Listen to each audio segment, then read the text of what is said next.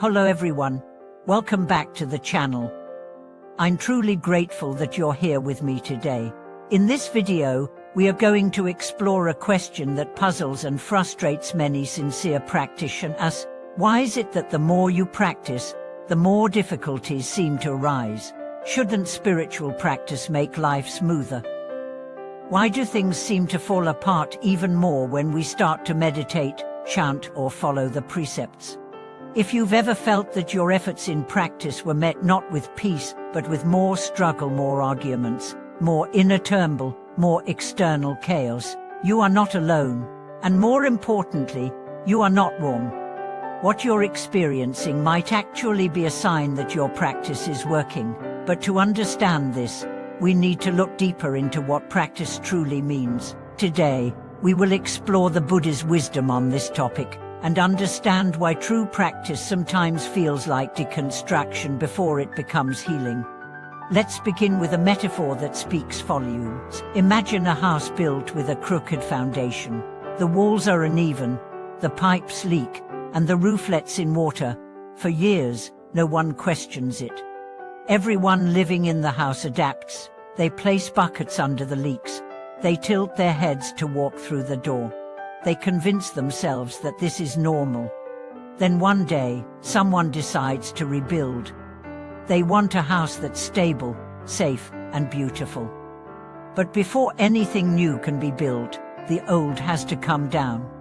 The demolition is messy, dust fills the air, walls collapse. What was once normal, even if dysfunctional, is being removed. At first glance, it looks like destruction, but it's actually healing. This is exactly what spiritual practice does to our lives. When you begin to meditate, chant, or live ethically, you're initiating a process of realignment. You're shining light on patterns that have gone unquestioned. You're observing your habits, your relationships, your thoughts, and seeing clearly, often for the first time. What was unconscious becomes conscious, and consciousness can feel uncomfortable at first. Let's go back to the Buddha's core teaching, the Noble Eightfold Path: right view, right intention, right speech, right action, right livelihood, right effort, right mindfulness, and right concentration. These 8 steps are not a checklist to be completed. They are principles that gradually reshape our lives, and reshaping is not always smooth. When we apply right speech, for instance, we may suddenly notice how much gossip or harsh language surrounds us and within us. When we apply right livelihood, we might find that our job contradicts our values. These insights led to difficult choices. That's the work of transformation. This is why the more you practice, the more you may struggle, at least initially. Now let's dive into the teachings of purification. In many Buddhist traditions, there is a concept that when the Dharma enters the heart, it begins to purify the defilement stored in our consciousness. These defilements, attachments, aversions, delusions, do not go quietly. When they are stirred, they rise to the surface like sediment in clear water.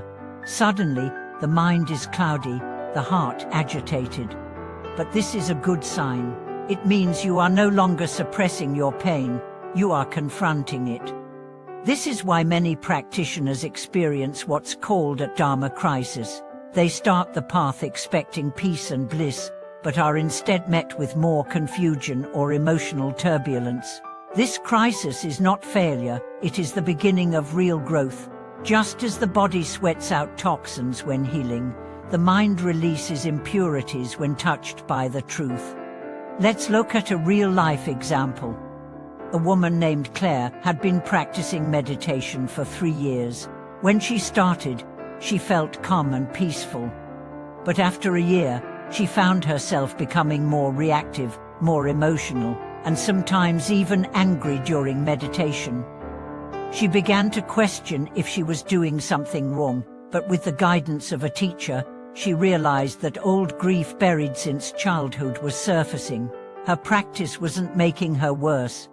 It was giving her the strength to face what had always been there. The same thing can happen in our utter life. When you start practicing right speech, you might realize that some of your relationships were built on falsehoods or avoidance. When you start practicing generosity, you might notice your attachments more clearly. When you start living ethically, you might feel tension in environments that thrive on greed or manipulation. This is not regression. This is clarity. But clarity brings responsibility. Once we see clearly, we can no longer pretend. This is the moment when the rebuilding begins. Buddha's teachings are not band-aids for suffering. They are deep surgery. They remove the root causes of suffering, not just the symptoms. And this process is not always pleasant, but it is always worth it. Let's take a moment to reflect on how the Buddha described the process of transformation. He often used the metaphor of cultivation. The mind, like a field, must be tilled, weeded, watered, and tended. This is not instantaneous. First, we pull up the weeds of wrong view. Then we remove the rocks of harmful habits. Only then can we plant seeds of compassion, wisdom, and mindfulness. And only with time and care will these seeds bloom. So what should we do when practice feels hard? First, don't give up. Remember that discomfort is often a sign of growth. The more honest your practice, the more you will see what needs to be healed. This is a gift, not a punishment. Second, find support. Sangha, or spiritual community, is essential. You don't have to walk this path alone.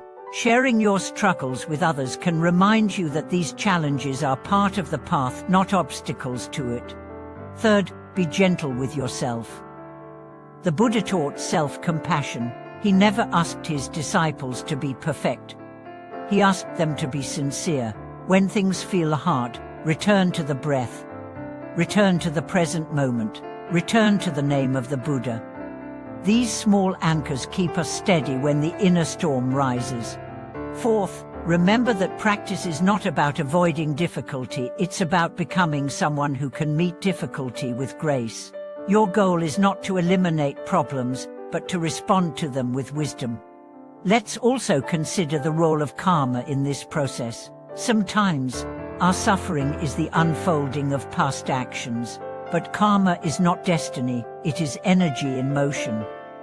Through practice, we can purify negative karma, transform habits, and create new causes for happiness, but this takes time. If you've lived for decades without introspection, a few weeks of practice won't undo everything. Be patient. Every moment of sincere practice creates ripples of transformation. The Buddha never promised that practice would be easy, but he promised it would be liberating. So if your life feels more chaotic after beginning practice, take heart. It means the light has entered the room. It means you're sweeping out the dust. It means you're rebuilding on solid ground. Keep going. You're not failing. You're healing. And healing, real healing, always stirs things up before it settles them down. Thank you so much for watching this video. If you're in the midst of struggle and this message spoke to you, please leave a comment. Share your story. Let others know they're not alone. And if this video helped you, please like, subscribe, and share it with someone who needs this message. Until next time, may your path be steady, your heart courageous, and may your practice bring you closer to the peace that is already within you.